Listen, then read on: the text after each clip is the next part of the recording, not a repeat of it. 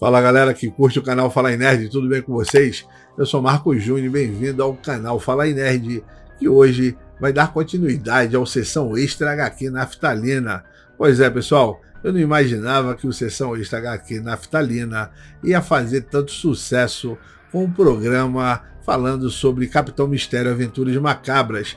E assim, eu resolvi dar continuidade fazendo este vídeo sobre outra revista que também era um sucesso fenomenal de vendas na década de 70, e a Hammer naquela época estava bombando com seus filmes de terror e tinha um personagem que era tão importante quanto Frankenstein Drácula, que era a Múmia.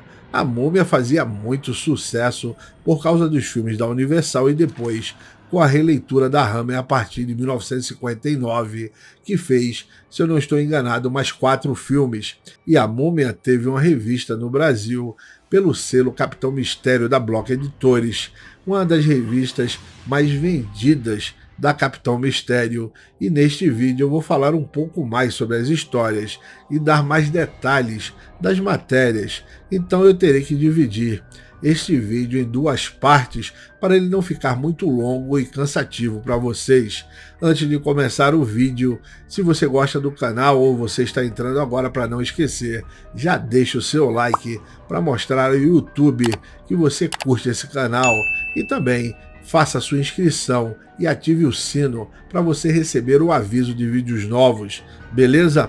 Então vamos começar dizendo que eu sou um suspeito, para dizer que eu gostava muito da revista A Múmia Viva, que depois passou-se a chamar A Múmia. Era uma história genial que mostrava ali inicialmente até o número 5, uma fase da Marvel, e a partir do número 6, essa revista virou completamente uma revista nacional, porque tínhamos ali o traço do Júlio Shimamoto e o texto do Luchetti, que não era um texto muito, vamos dizer assim, que tinha muita continuação, ele era um pouco confuso, mas de qualquer forma ele tentava dar uma ordem cronológica para aquela história da múmia. E era interessante porque a gente gostava muito de ver aquela múmia karateca, além de que a revista da Múmia não tinha só histórias da múmia, ela tinha outras histórias de terror que eram tão boas quanto as da Capitão Mistério Aventuras Macabras. Então galera, vamos começar esse vídeo e eu desejo a vocês uma boa diversão.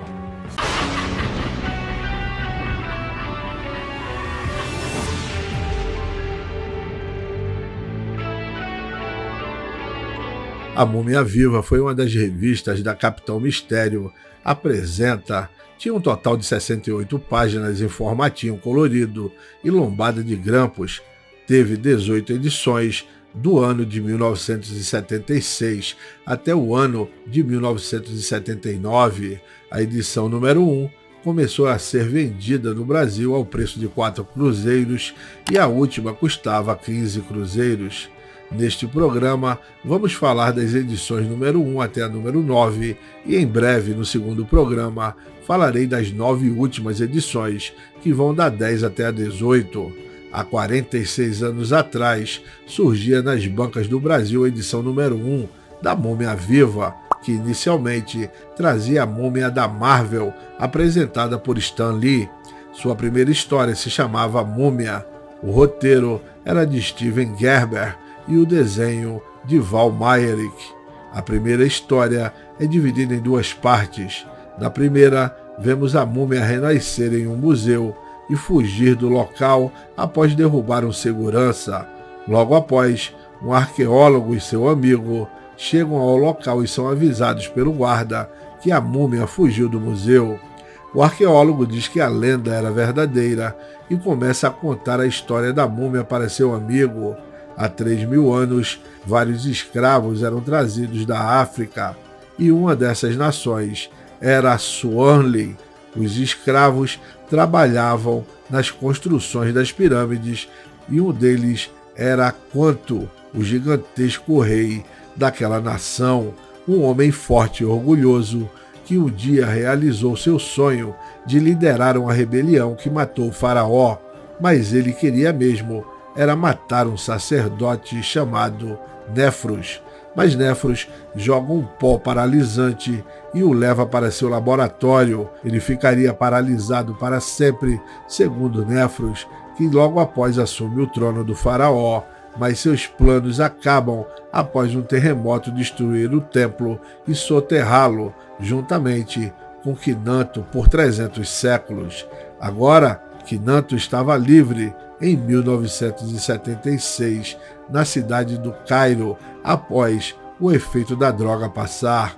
O arqueólogo conta que a múmia o procurou pensando que ele era Néfros e, após tentar arrancar um poste, sofreu uma descarga elétrica e aparentemente teria morrido.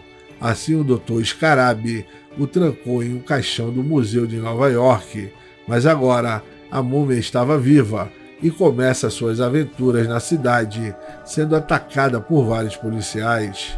A segunda história é uma adaptação do filme Mummy's Hand, da Universal Pictures, no Brasil, chamada de A Mão da Múmia, e a história não tem créditos.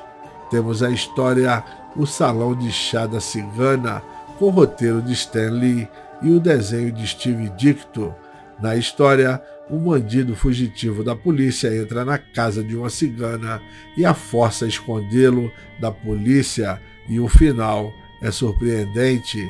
A revista traz uma matéria chamada A Verdade sobre as Múmias, que é uma reportagem muito interessante que descreve como se fazia uma mumificação no Antigo Egito, e a tal prática era um privilégio da realeza, e também falava do processo de mumificação feito por outros povos, inclusive na América do Sul.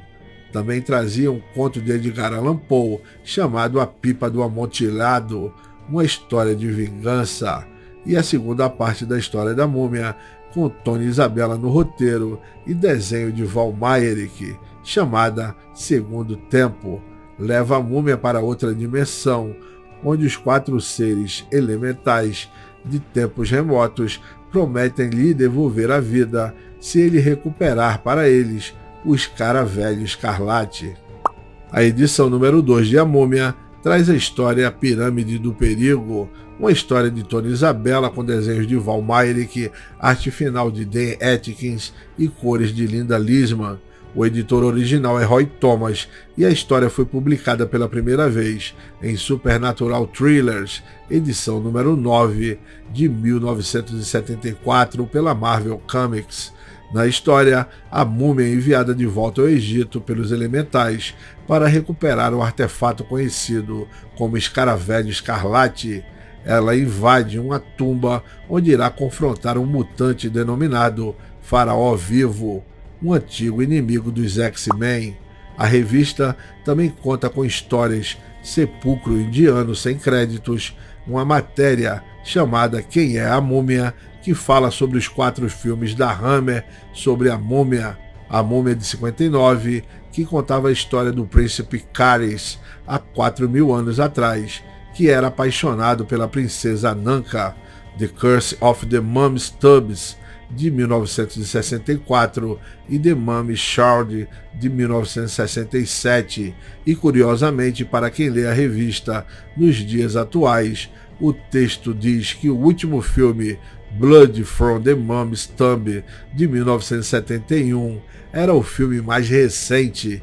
E além desta matéria, há outra sobre o ótimo ator Vincent Price, chamada Vincent Price, o mestre dos pesadelos, com sua filmografia. Além disso, a edição tem a história As Baratas, que não tem crédito, e a Escuna Maldita, também sem crédito, e uma história da múmia chamada Luta de Gigantes, com roteiro de Len Wei e desenhos de Val Mayerik. A edição número 3 traz a múmia na história A Víbora Clama por Vingança. A múmia viva continua em busca dos ladrões que levaram o artefato conhecido como Escaravelho Escarlate na cidade do Cairo. A dupla de ladrões negocia o item com o Dr. Scarabi, e a elemental Zephyr chega também no Egito em busca do artefato e da múmia, que chega a ser destruída mas é regenerada por Zephyr e os elementais se revoltam com a múmia após ela integrar o grupo do Dr. Scarab, querendo vingança. Depois temos a história A Morte da Vovó, sem créditos, e uma matéria sobre as almas de outro mundo. Uma matéria chamada A Múmia e o Horror, outra história sem créditos chamada O Império, e a continuação da história da múmia chamada A Guerra que Abalou o Mundo, com roteiro de Tony Isabella, desenhos de Val Mayerik e arte final de Klaus Jessen. Os elementais dominam a cidade do Cairo e exigem que lhes sejam entregues os Caravelhos Escarlate, e uma guerra ocorre na cidade que divide seu povo, que em parte apoia os invasores. Na edição 4 temos mais 3 histórias da múmia, uma chamada Uma Guerra Secreta, onde Roma Callister, juntamente com a múmia viva, tentam resgatar seus 3 amigos das mãos dos elementais. A cidade está cercada por um campo de força e eles terão que lutar contra uma parte da população que apoia os inimigos. Esta publicação saiu pela primeira vez em Supernatural Thrillers número 13 de 1975 pela Marvel Comics, e a história é de Tony Isabella com desenhos de Val Mayerik. A arte final é de Dan Green e o editor original é Len Wein. A continuação, Todos os Fantoches do Cairo, com texto de John Werner e o desenho de Val Mayerik, publicada pela primeira vez em Supernatural Thrillers número 14 de 1975 pela Marvel Comics. Na história, a múmia e a deusa Zephyr estão à procura do Dr. Scarab e seus amigos para recuperar o artefato procurado pelos elementais. Temos uma matéria também dos 3 filmes mexicanos de horror do personagem, o Santo, em que ele confrontará a múmia, Frankenstein e Drácula, e a terceira história da múmia chamada A Batalha Final. A múmia e seus amigos vencem os elementais, mas a joia perde o seu poder e a múmia fica presa no presente para sempre. O roteiro é de John David Warner e a arte é de Tom Sutton. A edição número 5 foi lançada em 1977, começando com a explicação editorial para o leitor.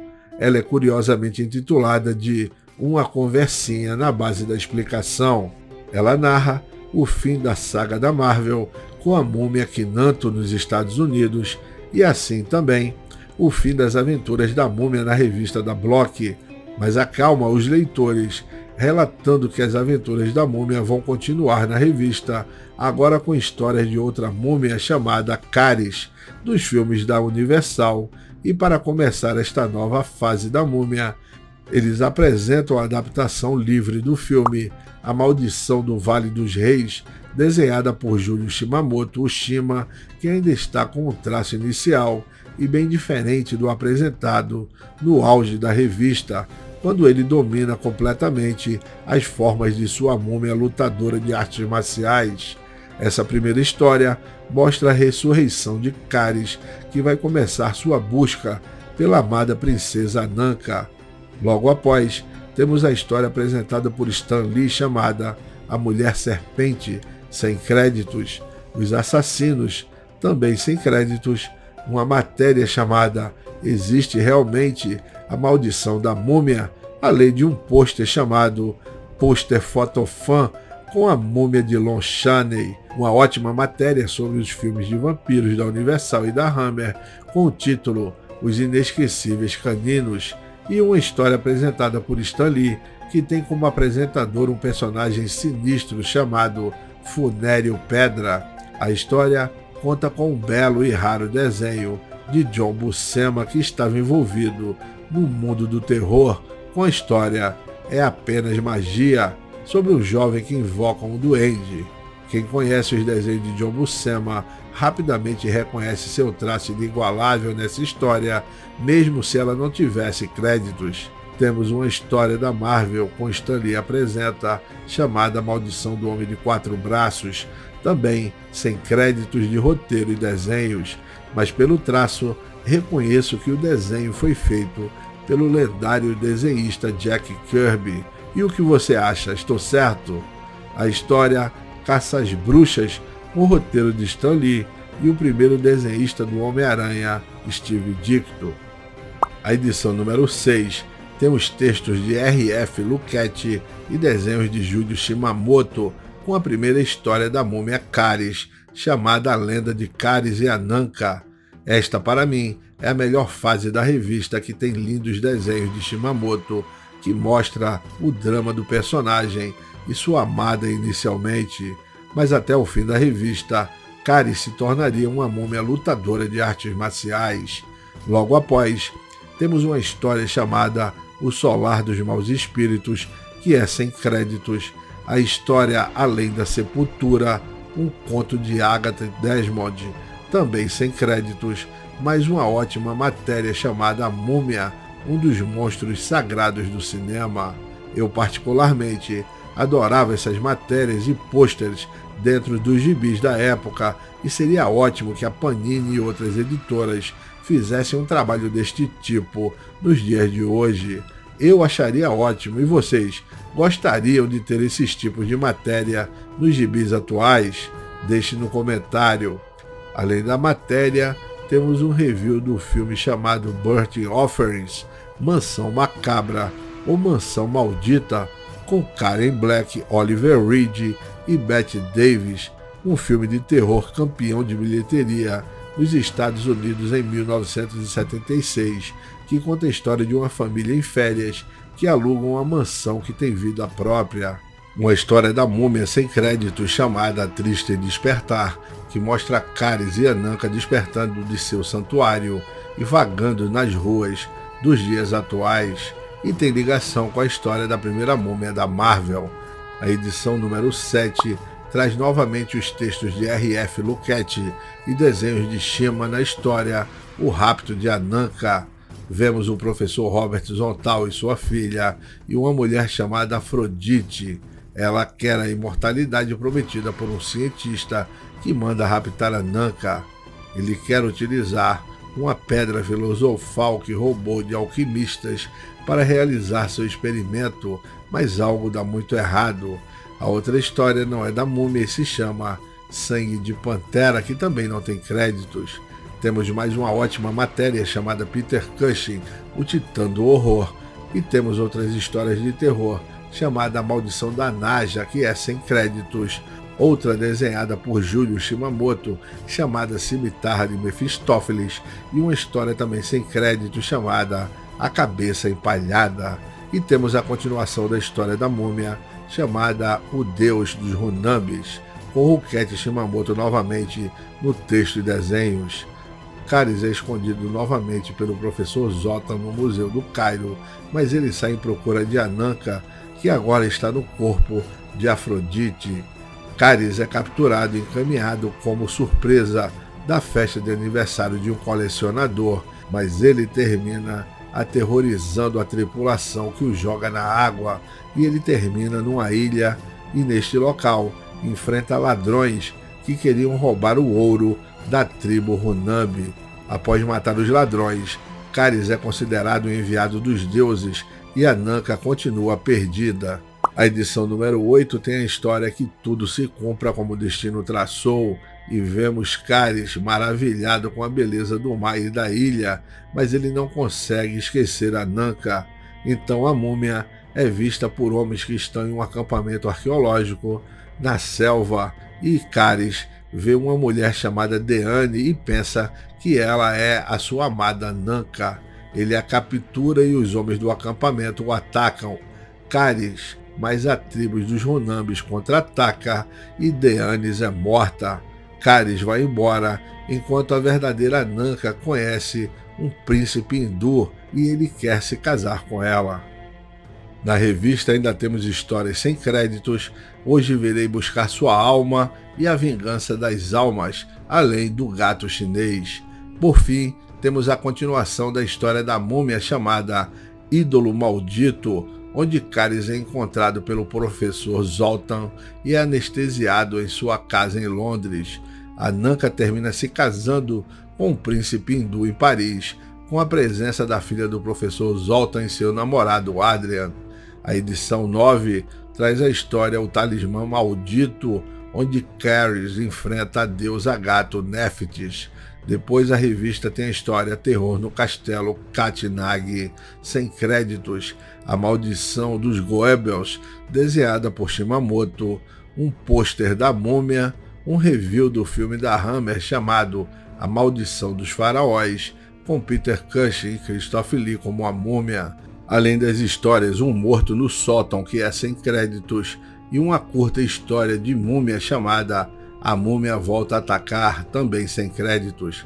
Mas novamente, por causa do traço, posso afirmar que os desenhos são do mestre Jack Kirby, que faz aqui uma múmia gigantesca. Nesta edição eu destaco a influência da revista Múmia nos seus leitores, assim como as outras revistas da Block. Pelo visto, as crianças eram maioria no envio de cartas para a seção de cartas da revista Múmia, já que a redação está respondendo para uma criança que queria ser arqueóloga. A redação responde que após sua primeira descoberta, a criança deverá avisá-los para eles serem os primeiros a saber. Outra criança pergunta como ver uma múmia de verdade e a redação informa que ela pode visitar uma perto dela no Museu Nacional, no Rio de Janeiro, que infelizmente pegou fogo. Outra criança diz que criou um herói chamado Dominador, que cuidaria da saúde dos outros heróis quando ficassem doentes, e outra procurava a coleção completa da revista Planeta dos Macacos, e a redação diz que ela poderia procurar o Sr. Newton, responsável pelas assinaturas, na rua Frei Caneca, número 511, no Rio de Janeiro, para comprar sua coleção, que por sinal estava mais cara por ter saído de circulação. Uma memória sensacional daquela época de ouro da revista Block, que mostra toda a inocência dos leitores dessa revista.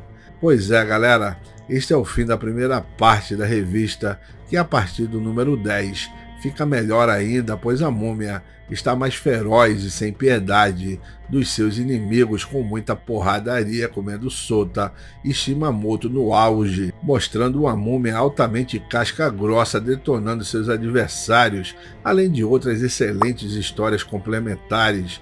Não esqueça de dar o seu like e se inscrever no canal, valeu? Um abração a todos e até a próxima!